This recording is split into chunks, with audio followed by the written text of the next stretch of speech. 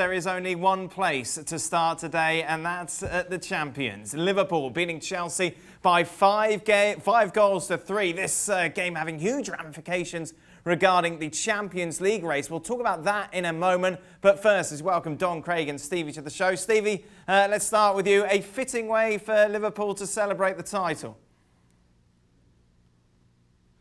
Yeah, goals and goals. Yeah, disappointing to lose 3 goals at home, but let's be honest, Chelsea were lucky they only lost 5. It could have been 10 if Mo Salah had his shooting boots on, then this game would have been embarrassing big time. Well, it was pretty embarrassing for Chelsea, I thought anyway, but yeah, that's how you go out. 5 goals, thanks for coming. Yeah, indeed. In the first half, Craig, they took their chance every time they got. Yeah, Keita had a great strike from the mistake from Willian. He was a little bit, unfortunately, actually, Willian, the way the ball fell at him. But then he had a couple of bad touches. His strike was great. And we were talking about this before we came on air. I'm not alone in not being Kepa's biggest fan, but I don't know, certainly in my opinion, I don't know why people were sort of questioning the Trent Alexander free kick, because it's on the wall side and it's almost in the top corner. The keeper had absolutely no chance for it. But, Liverpool, Stevie's right, Mo Salah gets his quota of goals, we know that, but he could have a heck of a lot more. Because he gets himself in some great position, tries the old toe poke, rushes things. But Liverpool, when they just switch the afterburners on, are unstoppable for teams like Chelsea at the moment. And Don, what did you make of the trophy lift and the celebrations afterwards? Yeah, it was amazing. I mean, there was some brilliant stories. I mean, take your pick. I mean, Adrian, at the start of the season, never had a football club. 5 days before the Super Cup, he then wins that. You get to the Club World Cup, he wins that as well. At the end of the season, he's got a Premier League trophy. Andy Robertson's a great story. Nearly retired out of football up in Scotland. Came down at the Championship, went down with Hull. Now he's a Championship winner, European Cup winner as well. Trent, a local boy, a Scouser, winning trophies left, right and centre. And the skipper, Jordan Henderson, I mean, what a story he's had. I mean, labelled by some, and even Sir Alex Ferguson said in his book, he had a strange run and gait that would never take him to the very top, which is very bizarre. And then trying to follow into the path of, one of Liverpool's best ever players in Stevie G. It couldn't have been easy for him taking the armband. And what a skipper he's been. And the smile on Jurgen Klopp's face at the end, I mean, told many a picture. He was just like a fan at the end. It was terrific scenes. And of course, scenes to resonate very close to home in Liverpool, Stevie. You okay down there? It'll be absolute chaos tonight, I have no doubt. I can't imagine how they're going to manage to keep a huge load of Liverpool fans inside the house and not congregate. Obviously, I don't want that to happen, but it seems unlikely that it's not. Listen, 30 years is a long time to wait for a club like Liverpool to win a title. So, listen, I hope everybody does celebrate, but hopefully they do it in the right manner. Last word on Liverpool. We've got to talk about what's behind you, Don. Where's this shirt from? I've dug this out the garage, chaps, and it's a Stevie Nicol testimonial shirt against the Great Britain 11. I mean, what a shirt that is. Look, terrific. There's not many of them around. So, Liverpool parting into the night. I've got a box of them in the attic. I bet you have, Stevie. I've got a box of them in the attic if you want another one. Liverpool then will be celebrating all night. Meanwhile, Craig, it really is a missed opportunity for Chelsea. Given what we saw happen, we'll talk about Manchester United a little later on. Chelsea went into this game knowing that a draw would be enough to secure Champions League football next season. They were all over the place. Yeah, but listen, we looked at their fixtures and we thought, we know Liverpool had a poor performance by their standards at Arsenal. We know they've sort of gone down a gear since the title's been wrapped up. That's just normal. But there was no way they were going to turn up with a half-hearted performance on the night that they were going to be presented the Premier League trophy. They did not want to be doing that at home with a bad result. And that was the big problem for Chelsea, along with their defending. Look, we've talked about Timo Werner. We've talked about Hakan Ziyech coming in from Arsenal. We've talked about the possibility that's been mooted recently of Kai Havertz coming in. That's all good and well. But you look at their defence again, you look at the goal difference this season, you look at the decisions that they're making. Frank Lampard's gone to a back three the last couple of games. It worked against Man United, but it didn't work against Liverpool because it's a completely different kettle of fish, the way their front three moves and the runners come from the middle of the park. But you know what epitomises it for me? When you've got a player like Jorginho for the 5th goal, who from a Liverpool set piece, who knows Andy Robertson's a flying machine, but still dives in for a nibble at a challenge, rather than just buying himself 5 or 10 yards and holding up the play till reinforcements come back. Absolutely summed up some of the stupid defending that Chelsea have been doing recently.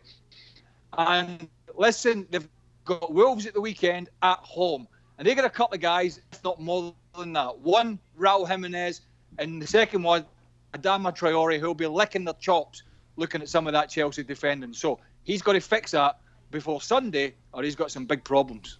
Stevie, Chelsea are on course for their worst defensive record ever in the Premier League. Not surprised. Frank's got a huge decision to make before this Wolves game. You know, we all know that he can't put a back four together that can defend. He's tried 3, he's tried 4. It's not happening. In my opinion, the only thing he can do is absolutely block the middle of the park and make sure that nobody gets anywhere near the back four. You know, yes, they can score goals. Yes, they're good at going forward. But when the middle of the park can't defend, your back line can't defend, and you've got a goalkeeper who's having all kinds of questions thrown at him, he has to make a decision. It's either guns blazing and go for it and try and score more goals than you're letting in, or you absolutely try and just shut up in the middle of the park and play. Just play tight. Get your point. Who cares if you get it? Regardless of how you get it, just somehow you've got to get it. It's a proper test for your boy Frank. Don? No, it is. And they've cost themselves at the start of the season and the midpoint of the season, where they should have been home and hosed. They should have been in the Champions League, sitting in third quite comfortably. They lost against Southampton at home. Bournemouth beat them at home. West Ham done the double over them. So at the bridge, when they really needed a win and to secure 3 points to give themselves a little bit of distance, they couldn't do it. They're inexperienced. Listen, Antonio Conte had it right when he was at Chelsea, because he looked at the personnel and he thought Marcos Alonso can't play as a left back. You know, Andreas Christensen can't play in a 2. So he had it right, where he played 3 centre halves and he played 2 wing backs and he had good players in the middle of the park. And I look at Frank now, and he tried that tonight, which worked against Man United in the FA Cup semi-final, and it worked a treat because they were really sort of defensive and they broke on the counter. I think they'll get lucky. I said since match day 1, when I seen them just before that in the Super Cup, that they're a good side, and I fancied them for top 4. And that's no bias towards Frank. I just think the team that he's got and the individuals that he's got, and Christian Pulisic has to start that game. He was terrific in the second half. So he's got a few dilemmas in his starting 11, but I think you'll get lucky in terms of, I don't think Leicester, without Pereira and without Maddison, beat Man United. So I think by default, they'll probably end up in the top 4. Who had Don bringing up the Super Cup once again in the sweepstakes? I think it was. But Leicester don't need to beat Man United, Don. Leicester only need a draw against Man United. If Chelsea lose, they've got a better goal difference. So there's a lot of scenarios there. That's true. You know, so Chelsea can't. You know, that could easily be a draw at the King Power, because they're two relatively evenly matched teams. And then Chelsea, I have no confidence to sit here and say they will keep a clean sheet at home against this Wolves side, who, by the way, are still getting pushed by Tottenham for the Europa League places. So that's important to them. And we know about the pace of Traore. We know about Raul Jimenez running in behind. These are all issues for Lampard. I'm wondering whether he rips it all up and goes back to the back 4 again. But then who's that back 4 in personnel? Does he keep Reece James at right back? Does he drop his skipper Azpilicueta? Does he go for the experience? Does he bring Emerson back into a flat back 4? Because we know Alonso's better as a wing back. And then the big conundrum, if he's got 2 centre halves, is which 2 is it? We know he's got no N'Golo Kante to cover in front, and that's a big issue as well. So, look, Chelsea are super exciting going forward. That isn't the issue. The issue is clear and obvious, and they've got it all to play for on Sunday, trust me. Last thing on Chelsea, Pulisic coming on, making the difference. Their best player at the moment, Stevie? By a country mile. Yeah, I mean, I'm guessing he didn't start because he's had a knock, and they weren't going to take a chance. So yeah, I mean, it's incredible, isn't it? In such a short space of time, how he's gone from, is this kid going to get in the team, to this kid better be playing. He better be first on the team sheet, because right now he is definitely first on the team sheet.